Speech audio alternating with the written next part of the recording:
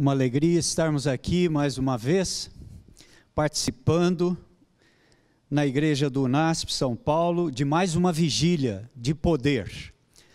Já estivemos aqui em outras ocasiões. Muito obrigado mais uma vez ao pastorado da igreja, na pessoa do pastor e amigo Gilson Grittner. Durante muitos anos trabalhamos juntos, lá em Curitiba, e agora estamos aqui em São Paulo, durante alguns anos também. E muito obrigado também pelo convite que nos fez para estarmos aqui representando a Casa Publicadora Brasileira, junto aos outros colegas que já falaram aos irmãos nessa noite, pastor Michelson Borges e também o pastor Vinícius. Nosso tema nesse momento, queridos irmãos e amigos, será como estar cheio do Espírito Santo. Ele também é comumente chamado de batismo do Espírito Santo. E para tanto eu inicio com o texto do livro de Ezequiel, capítulo 47, versículos 1 até o verso 9. Aqueles que estão em casa, aqueles que estão conosco, aqueles que nos ouvem, nos acompanham desde as 18 horas, e estarão conosco até mais tarde, quando terminarmos essa vigília sobre o Consolador, o Espírito Santo, podem acompanhar conosco se desejarem então, Ezequiel 47, versículos 1 a 9, tá bem? Depois disto, o homem que me fez voltar à entrada do templo, ele me disse, eis que aí saem águas de debaixo do pórtico do templo. Elas saem para o oriente, porque a face da casa dá para o oriente. E as águas passavam por baixo, do lado direito da casa, do lado sul do altar. Ele me levou ainda pela porta do norte e me fez dar uma volta por fora, até a porta exterior, que olha para o oriente. E eis que corriam águas ao lado direito do templo. Saiu aquele homem para o oriente, tendo na mão um cordel de medir. Mediu 1000 côvados e me fez passar pelas águas, águas que me davam pelos tornozelos. Mediu mais 1000 e me fez passar pelas águas, águas que me davam pelos joelhos. Mediu mais 1000 e me fez passar pelas águas, águas que me davam pelos lombos. Mediu ainda outros 1000, e era já um rio que eu não podia atravessar, porque as águas tinham crescido, águas que se deviam passar a nado, rio pelo qual não se podia passar. Verso 6, e me disse, viste isso, filho do homem? Então me levou e me tornou a trazer à margem do rio.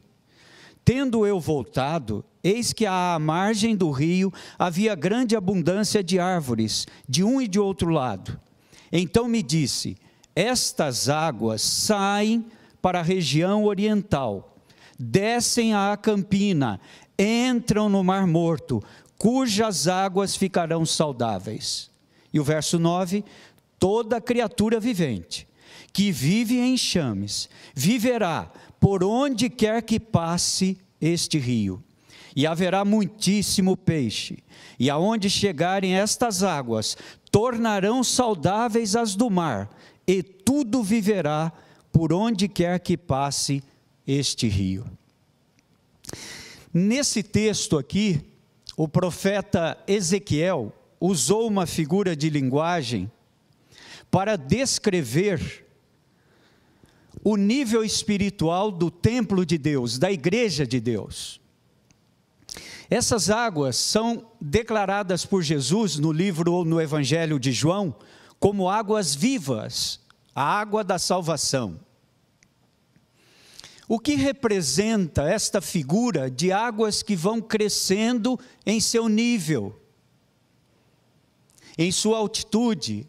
Ele viu que ele atravessou primeiramente um pequeno riacho, as águas davam pelos tornozelos. Dali a pouco um pequeno córrego, as águas davam pelos joelhos. Dali a pouco um rio, as águas davam pelos lombos, pelos ombros. E dali a pouco era uma água abundante que saía do templo com tanto poder que ele teve que atravessar a nado. E diz que aonde essas águas que saíam da igreja de Deus, pelo poder do Espírito, adentrassem, elas sarariam, curariam.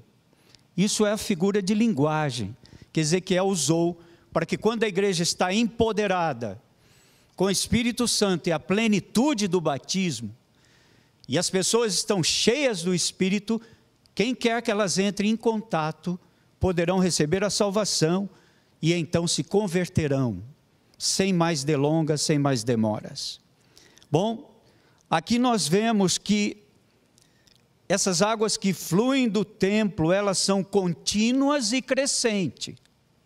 Elas não são estagnadas, mas o nível de espiritualidade dessas águas vão crescendo e depois elas também são contínuas.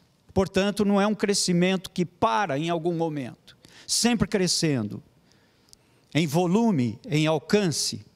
Como alcançar esse padrão de igreja?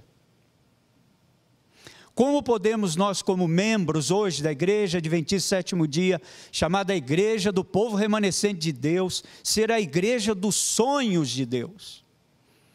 A igreja que Deus deseja para o povo remanescente. Eis a questão. O que precisamos, diz Ellen White, é o poder do Espírito Santo.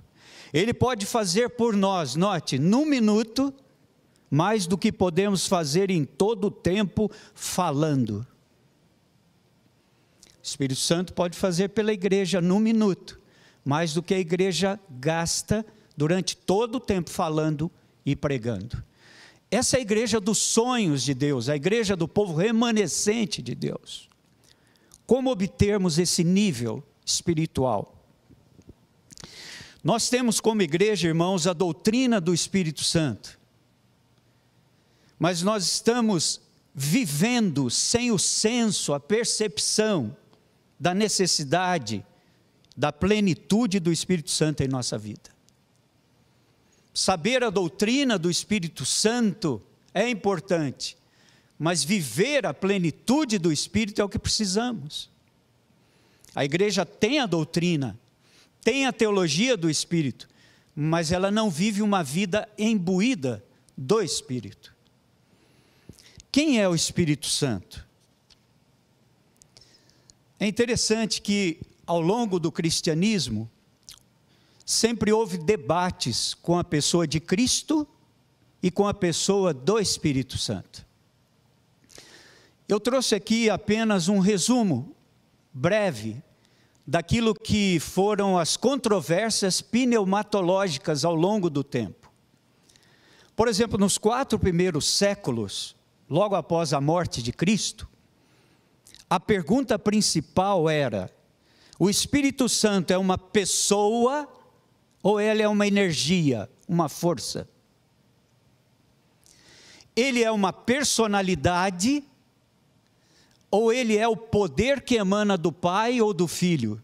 Uma influência, uma virtude.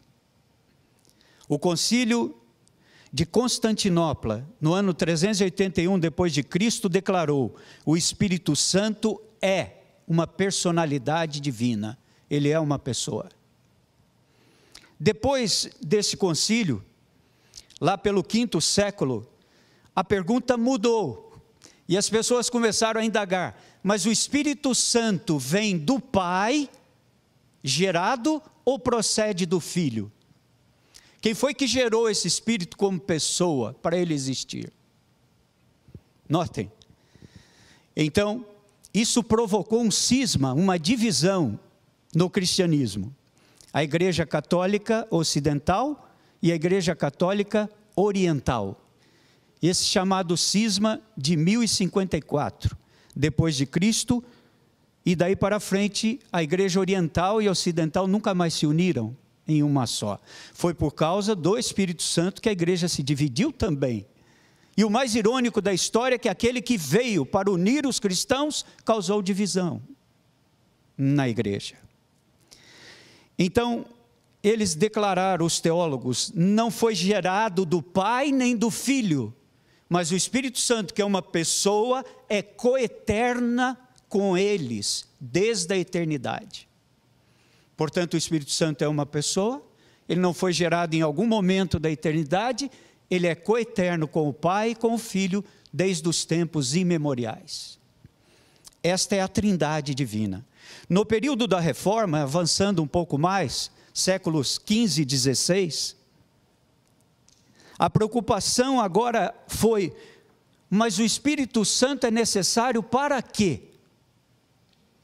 Ele é uma pessoa, ele pertence à trindade, ele é coeterno com Deus e com Jesus.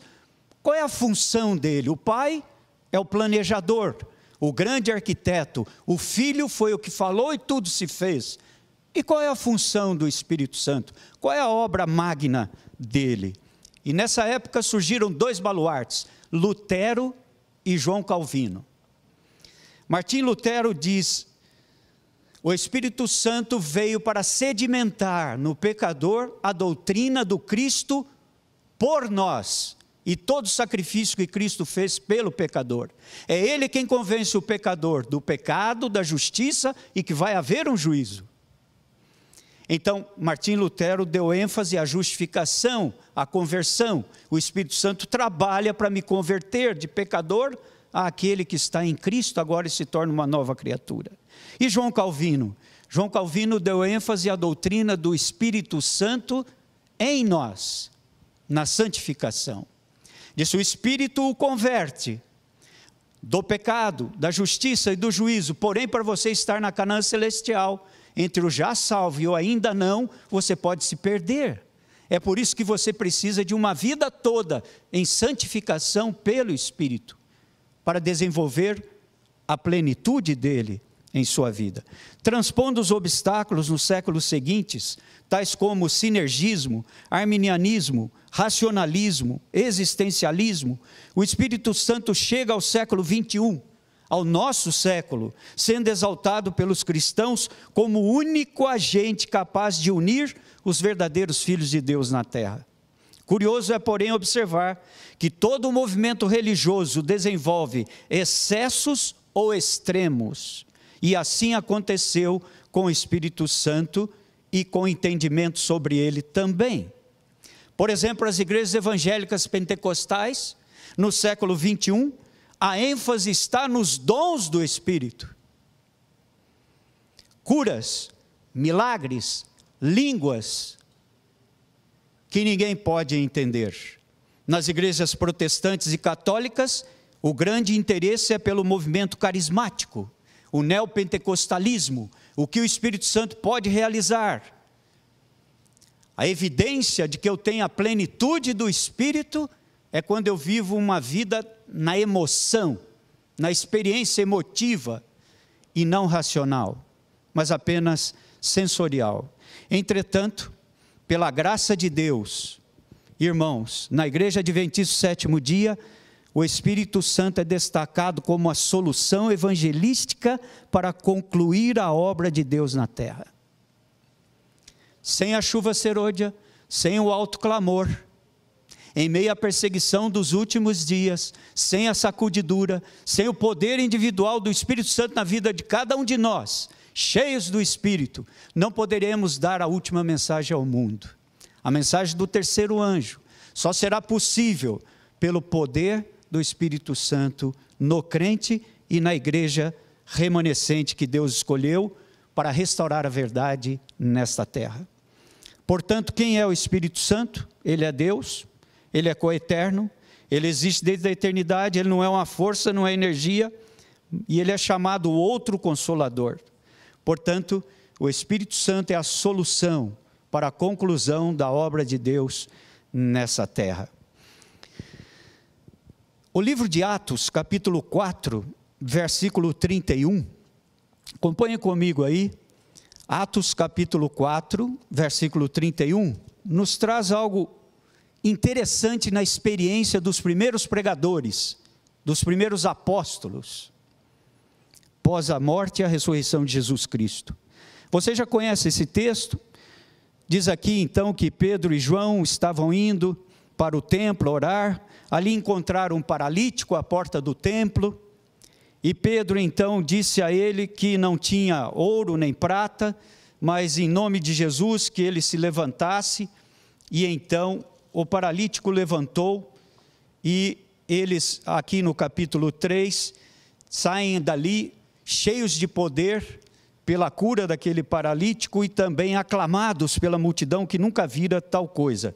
Pedro faz um discurso no templo, e daí depois a igreja está em oração por eles e pelo evangelho, e no verso 23 em diante do capítulo 4, diz que depois que eles foram soltos da prisão, eles então foram encontrar aqueles irmãos que estavam orando, estavam em vigília, buscando o poder do Espírito e orando pelos apóstolos que estavam sendo perseguidos por se tornaram famosos, faziam curas, milagres, tinham o poder, a plenitude do Espírito. E o verso 31 diz assim: tendo eles orado, tremeu o lugar onde estavam reunidos, todos ficaram cheios do Espírito Santo e com intrepidez anunciavam a palavra de Deus. Bem, aqui está a expressão que nós queremos destacar no estudo dessa noite, estamos fazendo, cheios do Espírito, como ser uma igreja plena do Espírito, como ser um cristão cheio, com o batismo do Espírito Santo. Um cristão que agora fale com intrepidez, com ousadia, com coragem. É isso que quer dizer uma pessoa intrépida, é algo que tem coragem, é alguém que tem ousadia, é alguém que não teme, não se envergonha daquilo que professa e de falar do Evangelho de Deus. Aqui menciona que depois que eles oraram, mesmo em perseguição, eles falaram com intrepidez e anunciavam a palavra de Deus. Quando o Espírito Santo veio e encheu a igreja apostólica de poder, houve ousadia, coragem para pregar o Evangelho. E hoje, como está a igreja?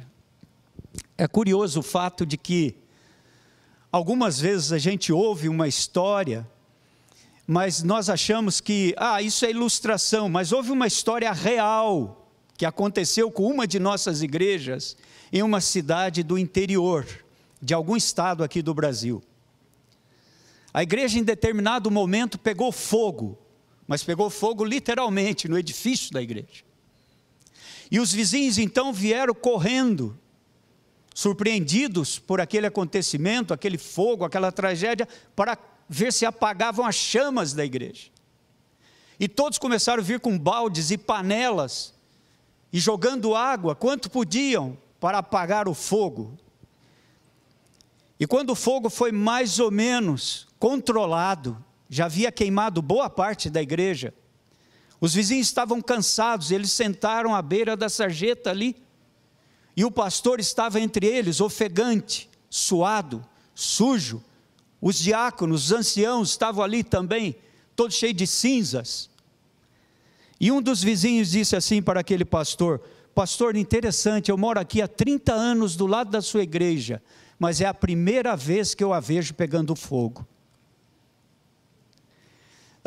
Isso deve trazer para nós um sentido de, muitas vezes, frustração, decepção, porque a igreja não é vista pegando fogo do Espírito Santo, mas ela é vista às vezes pegando fogo no edifício. Não é isso que Deus quer, porque edifício nada mais é do que um local de reunião. Deus quer que sejamos cheios do fogo do Espírito Santo. Pastor, moro aqui há 30 anos, é a primeira vez que eu vejo a sua igreja pegando fogo. Amigos, no livro de Atos, no capítulo 2, versículo 1 em diante, todos conhecemos, não é, irmãos? A experiência do Pentecoste.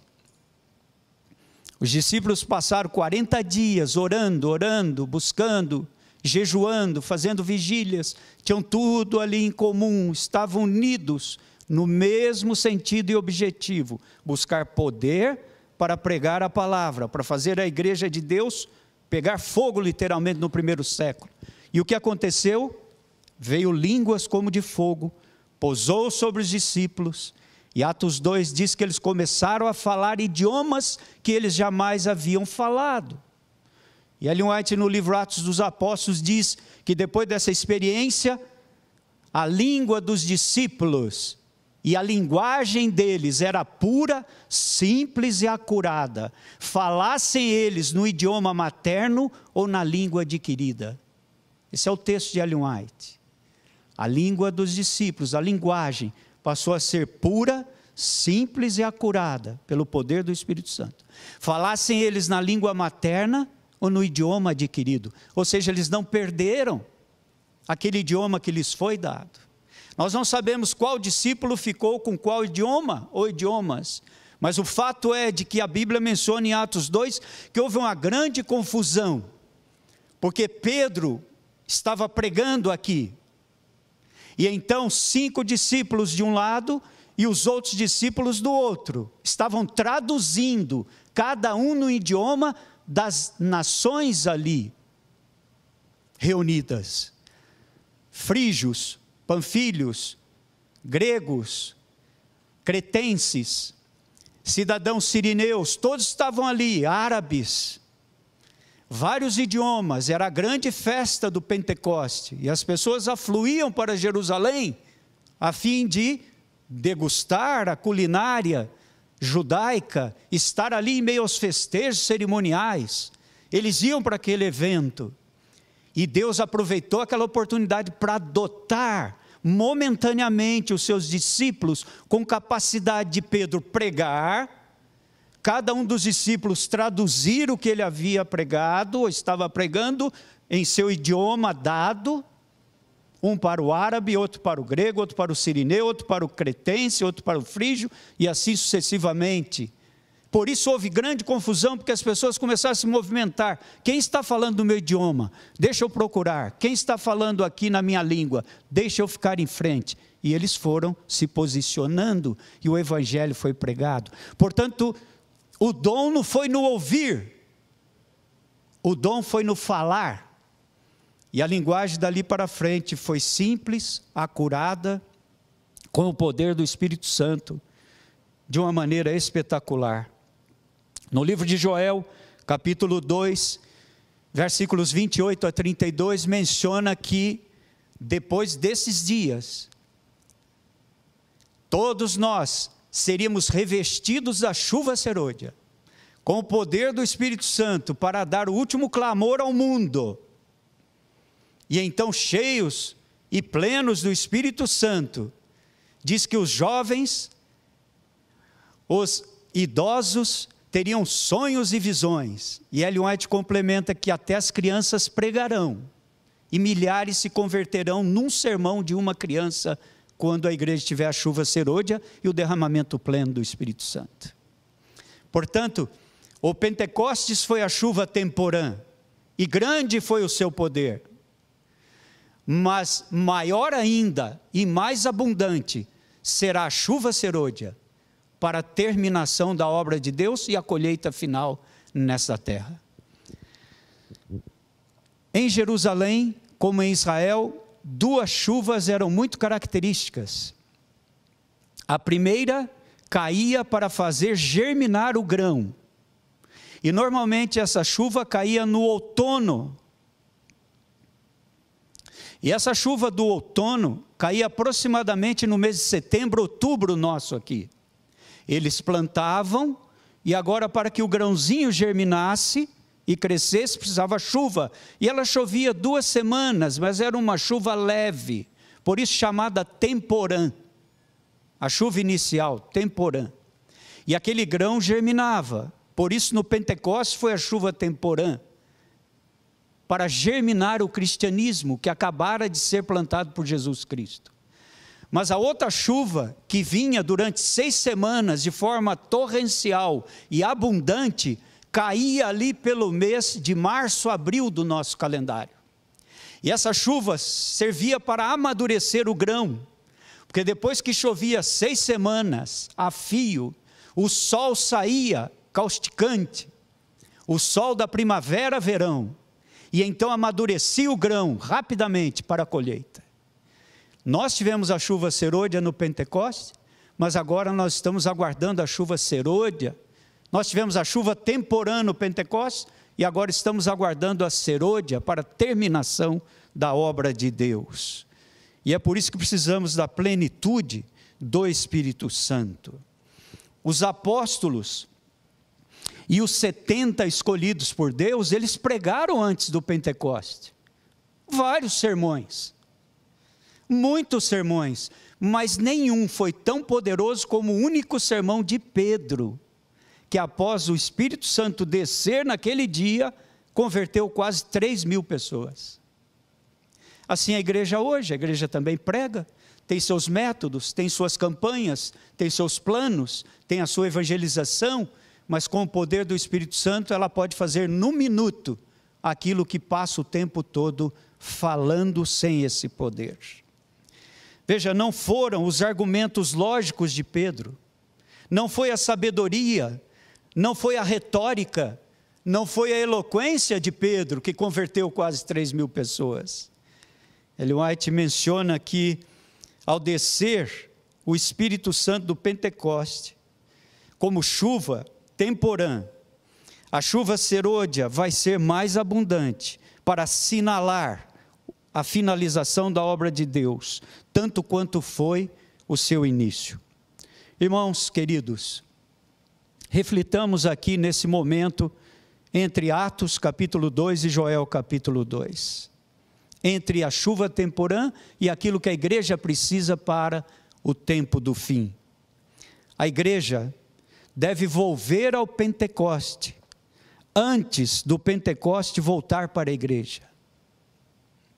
Se a igreja não volver ao sentimento pré-Pentecoste, para que o Espírito Santo seja derramado, e tenhamos novamente esse poder e a plenitude, e saiamos cheios do Espírito, o Pentecoste não vai voltar para a igreja. Líderes, pastores, membros, talentos, dons, métodos, manuais, tudo isso é maquinaria morta, a menos que seja vitalizado e tornado eficaz pelo Espírito do Pentecoste. Pastores, membros, líderes, requerimentos, requisitos, praxes e manuais, tudo é maquinaria morta, a menos que seja vitalizado pelo Espírito do Pentecoste. Na igreja, como no mundo, tudo é pressa, tudo é velocidade, tudo é pressão, e como tem pressão. Somos tão ocupados que não temos tempo para o que é mais necessário. Enquanto a igreja está evangelizando o mundo está secularizando a igreja. No século XIII, houve a carta do Papa da época a um grande e famoso teólogo. O nome desse teólogo era Tomás de Aquino. E nessa carta, do 13º século, lá pelo ano 1200 e pouco, o Papa escreveu o seguinte a Tomás de Aquino: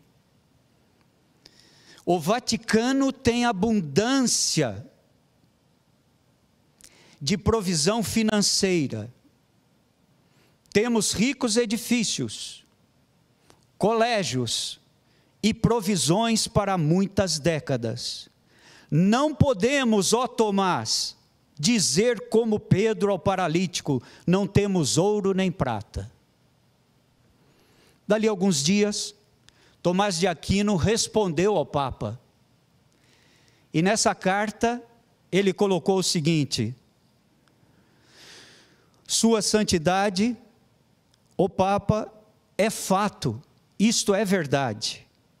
Não podemos dizer que não temos ouro nem prata, mas também não podemos dizer como Pedro: em nome de Jesus, levanta, toma a tua cama e anda, porque não temos o mesmo poder. Essa é a igreja hoje.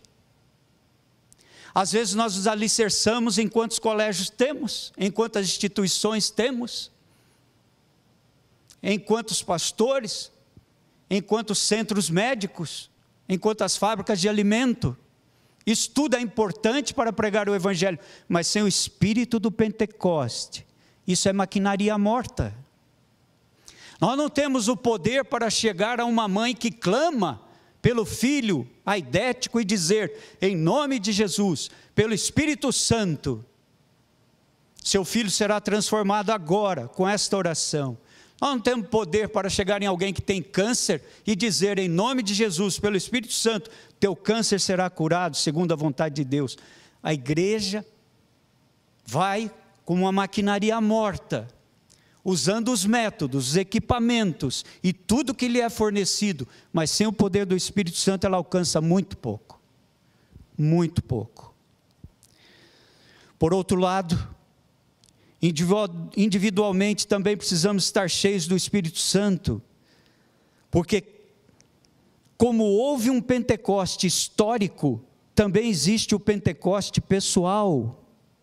Quando somos batizados, cada novo dia com o Espírito Santo, o Pentecoste pessoal está acontecendo em minha vida, está acontecendo em sua vida, meu irmão.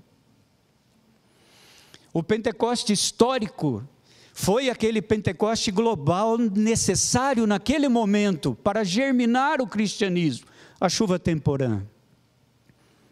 Mas agora nós precisamos de um Pentecoste individual, cada dia, para que somada a experiência de um e de outro, nessa globalidade espiritual, a igreja proclame o alto clamor, com a chuva serôdia, e então possamos ver Jesus realmente voltar. Como podemos saber se estamos cheios do Espírito? Qual é a indicação de que um cristão tem a plenitude do Espírito Santo? Você já fez essa pergunta a si mesmo? Por exemplo, e a igreja? Como saber se a igreja está preparada para receber a chuva serôdia? Qual é o momento que ela está preparada e a chuva descerá?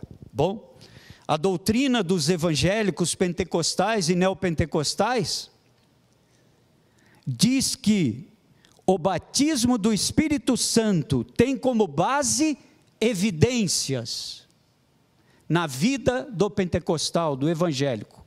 Quais são essas evidências que eles advogam? Falar línguas estranhas, fazer curas e milagres. Aí você tem o batismo do Espírito Santo. E a igreja está com o Espírito Santo. Mas a Bíblia não ensina assim. A Bíblia ensina que o batismo do Espírito Santo é uma condição que o cristão chega pelo poder do Espírito, pela submissão ao Espírito. Não é uma evidência, mas é uma condição de espiritualidade. Na realidade, pentecostais e evangélicos erram ao dizer que o batismo do Espírito Santo é algo posterior à conversão. Eles dizem, quando você é batizado e convertido, você é batizado nas águas, porque aceitou Jesus Cristo. Mas quando você falar línguas, fizer curas e milagres, expulsar demônios, você foi batizado no Espírito. Então eles separam o batismo da água com o batismo no Espírito, como uma condição e experiência posterior ao batismo nas águas. Mas se o Espírito Santo é que vem a mim para me convencer do pecado primeiramente, da justiça de Cristo e do juízo, é lógico que eu recebo o Espírito Santo antes de me converter, e não após a minha conversão, porque é o Espírito que me faz aceitar a Cristo, reconhecer minha pecaminosidade e aceitar ser batizado. O que o pentecostal chama de batismo no Espírito, nós chamamos de plenitude no Espírito. É apenas uma confusão de terminologia, de semântica. Para eles, o batismo na água é primeiro, depois é que eu recebo o Espírito Santo, e tem pessoas que jamais receberão, porque não falam línguas, não fazem curas, fazem milagres. Você não recebeu o Espírito Santo ainda, irmão. Mas o Espírito Santo já veio a você antes de você se converter, estará com você na santificação, e até que Cristo volte, você precisará se encher da plenitude do Espírito Santo. Portanto, a doutrina evangélica pentecostal e neopentecostal, que tem como base o batismo no Espírito como evidência, não é bíblica. Não é bíblica. É muito diferente da doutrina bíblica. Nós, na realidade, quando recebemos o Espírito Santo, ele trabalha para um modo de vida operante, totalmente diferente, de termos uma evidência estática, uma evidência sensorial, emotiva, porque a fé deve ser racional, não somente fundamentada em experiências emotivas passageiras. Então, naquela efusão, naquela música, naquela gritaria e algaravia de aleluia, de glória, de aleluia ao Senhor, aquilo vai entrando num estágio alfa, e o indivíduo, tomado por uma possessão, começa a achar que ele está pleno do Espírito Santo, e falar línguas totalmente estranhas, línguas que nós jamais conhecemos, não são idiomas, como falaram os discípulos no Pentecoste. Os pentecostais confundem o batismo do Espírito Santo com estar cheio do Espírito Santo.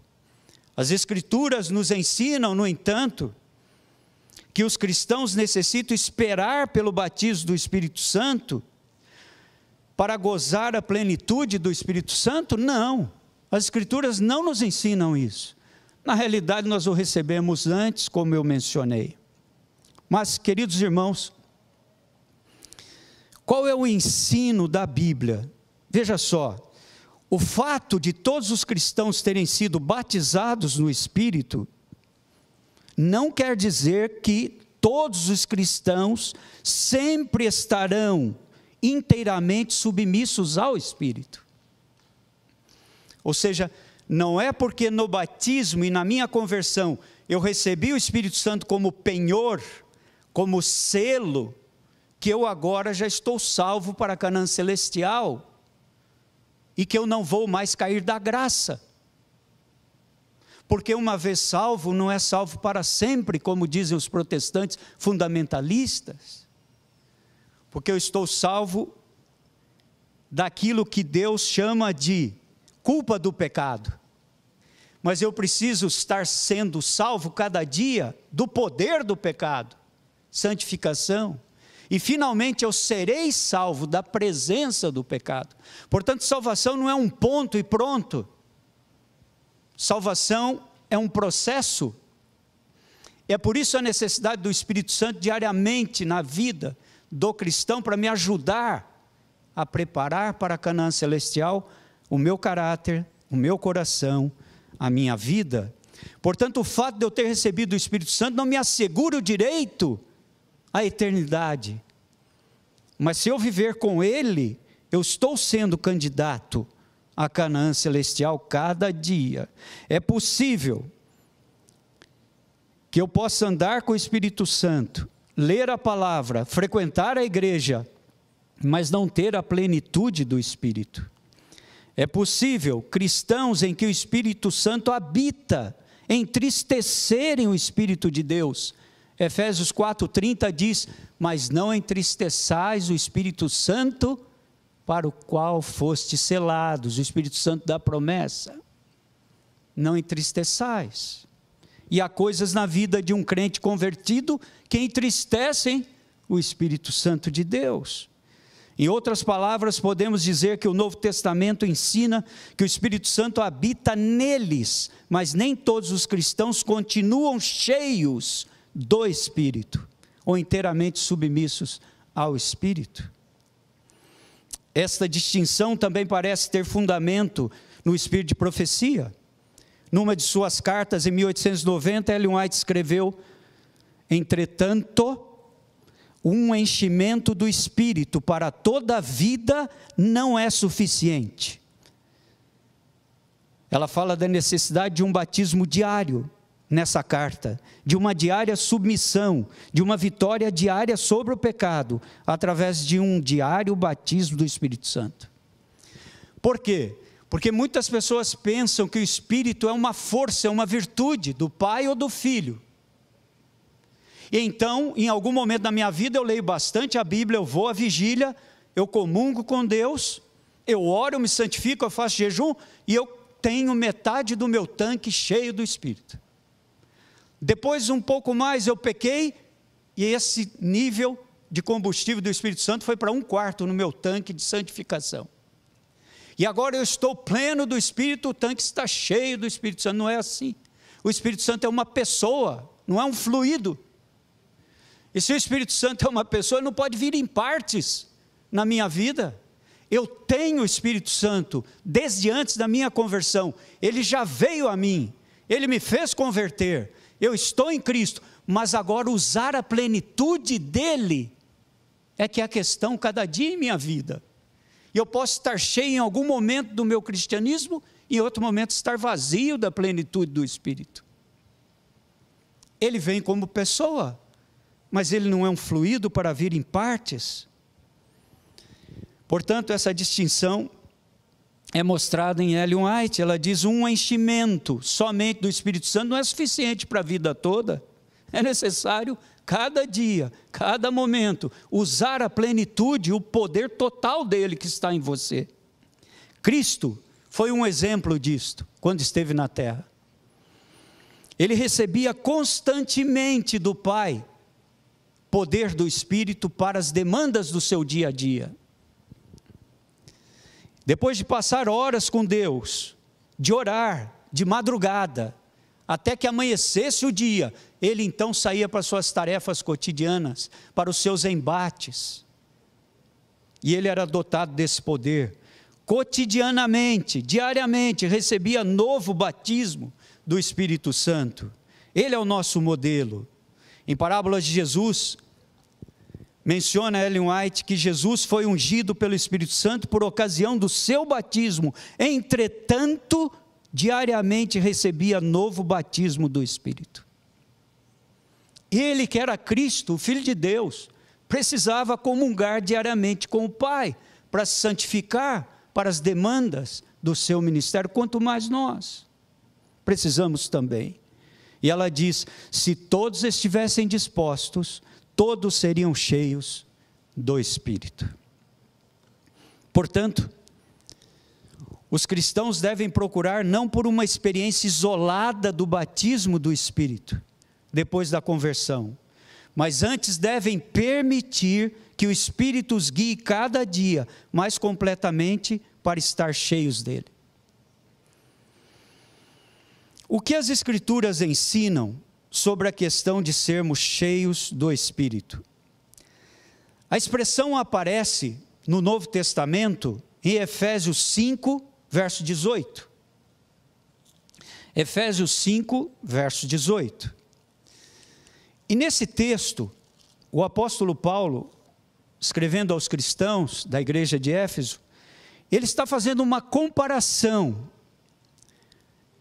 entre as dissoluções e pecados da vida e a pessoa que se consagra com o poder do Espírito Santo nela e tem a plenitude do Espírito em sua vida.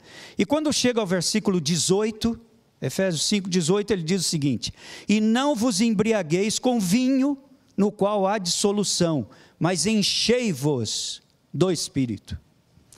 Aqui parece que a ordem é para que nós busquemos o enchimento do Espírito por nós mesmos, numa primeira leitura.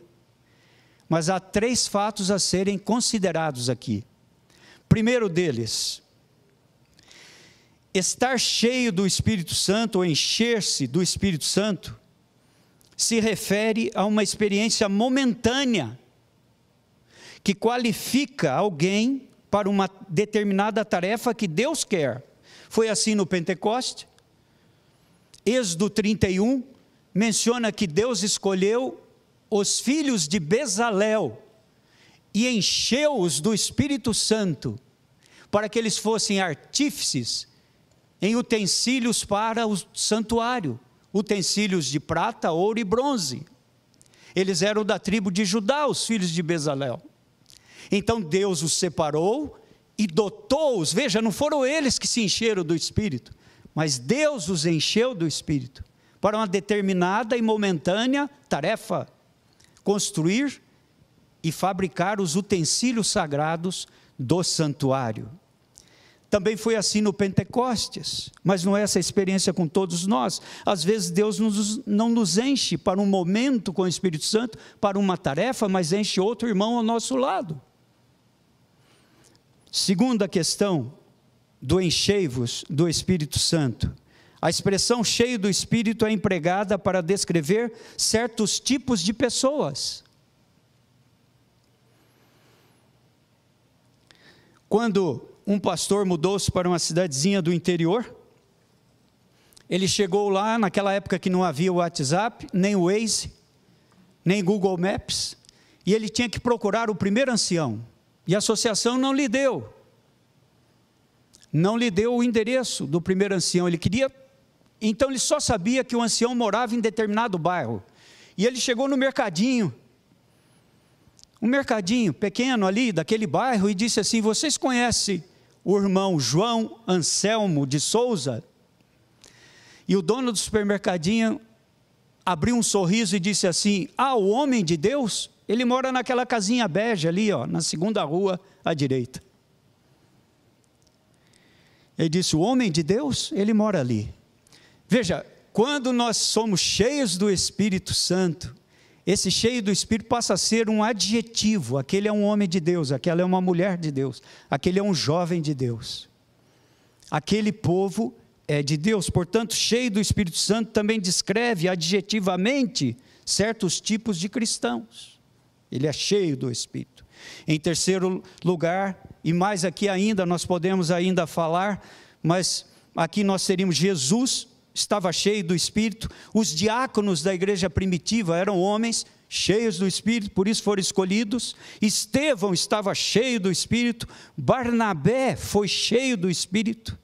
Portanto, não é uma habilitação momentânea. Há pessoas que estão cheias do Espírito, não somente para uma tarefa, mas no decorrer da sua vida, são homens e mulheres de Deus. Em terceiro lugar, o Novo Testamento fala que estar cheio do Espírito, no grego aqui está no imperfeito, e significa sede continuamente cheios do Espírito.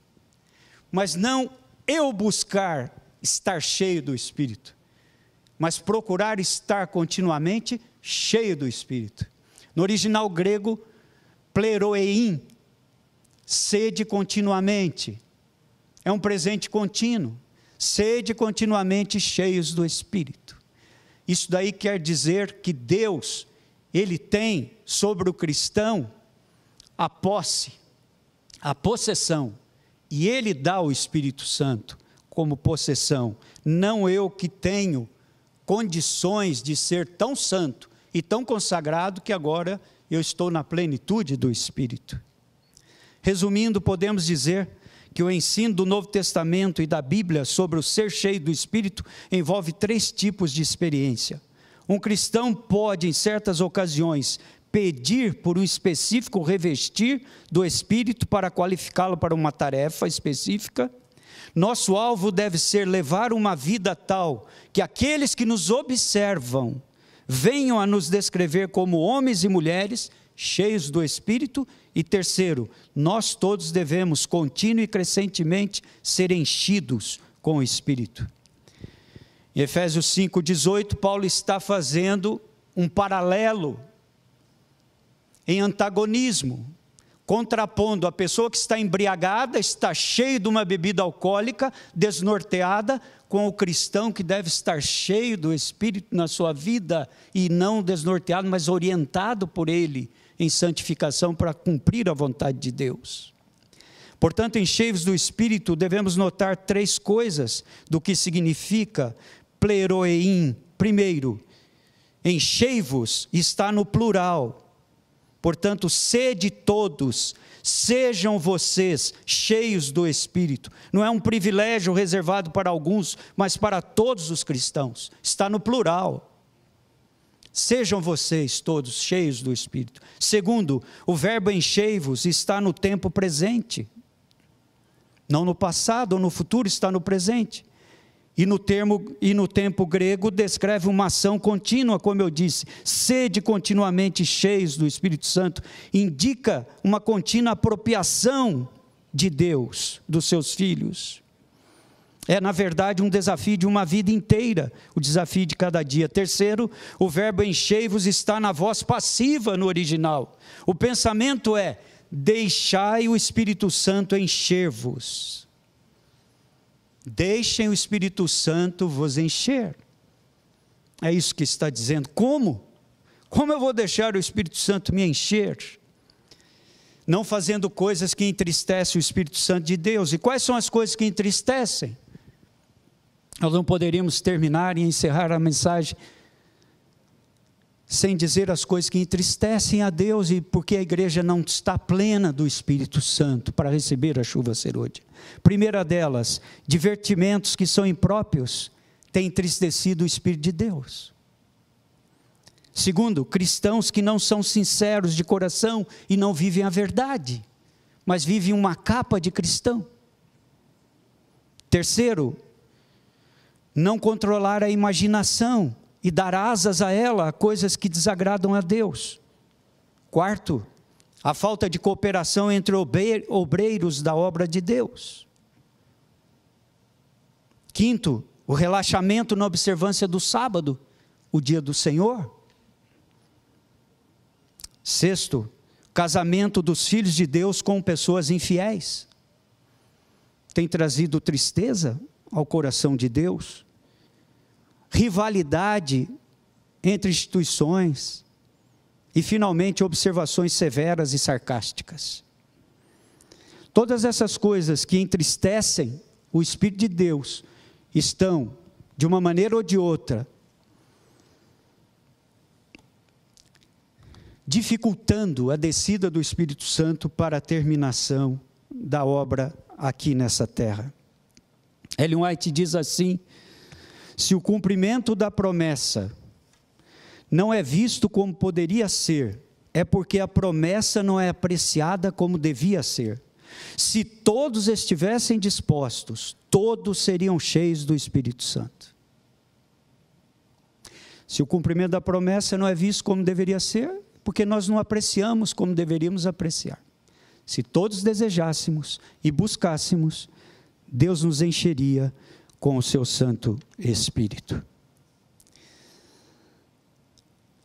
E certa vez a história de um garotinho que, junto com os demais da sua classe, foi visitar um museu de locomotivas. Havia muitas naquele museu, mas uma das que mais chamou a atenção do pequeno Pedrinho, de 9 anos de idade, foi a Maria Fumaça. Ela estava parada ali, um ferro bruto, pesado, uma armadura na locomotiva, que aquilo é inamovível, se a combustão na sua caldeira não estivesse com lenha pegando fogo. Ela não podia se movimentar, rodas de ferro, muito pesado. Mas ao chegar perto da locomotiva, a Maria Fumaça, que a mamãe tanto contava nas historinhas infantis, Pedrinho leu na placa, e um cordão roxo separava o menino da locomotiva: não entre, não suba, não toque na locomotiva. Mas você sabe como é criança. Ele não se conteve. E ele deu uma olhada para um lado, para outro, viu que a professora avançou com os demais companheiros de classe para outro lugar do museu. E ele ficou sozinho ali, perto da locomotiva. Era um sonho ver a Maria Fumaça. E ele então subiu e começou a mexer nos comandos da Maria Fumaça. E ele mexeu em sua direção de ferro. Ele mexeu em sua manivela. Ele viu ali os instrumentos antigos, muitos sem ponteiros ainda. Ele abriu a caldeira e, de repente, quando ele olhou para o lado assustado, o guarda do museu estava ali.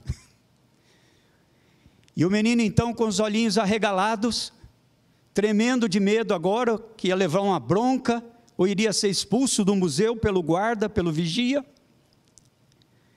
Antes que ele falasse qualquer coisa, o guarda olhou para ele com um sorriso, quebrando o gelo, e disse: você gostou de brincar na locomotiva? Ele disse sim. E o guarda disse mais: olha, você pode mexer em tudo aí que você quiser. E o garoto olhou mais espantado ainda e respondeu: posso? Sim, você pode mexer no que você desejar. Em todos os comandos, aperte os pedais, vire a alavanca da direção. Você pode fazer o que quiser, ela não vai sair do lugar. E Pedrinho fez a pergunta, não é? Por quê? Ele disse, porque ela não tem fogo. E se ela não tiver fogo, ela não vai sair do lugar. Irmãos, enquanto a igreja for maquinaria morta, nós não vamos sair do lugar. Enquanto a nossa vida for algo sem sentido, e não for revitalizada por uma verdadeira reforma e reavivamento, nós não vamos sair do lugar. Porque nós não temos fogo, o fogo do Espírito Santo. Queira Deus que a chuva serôdia venha, que você, após essa vigília, possa reconsagrar-se a Deus, clamar, pedir, jejuar, chorar pelo Espírito de Deus, a fim de que sejamos reconhecidos como homens e mulheres do Senhor nessa terra. Amém.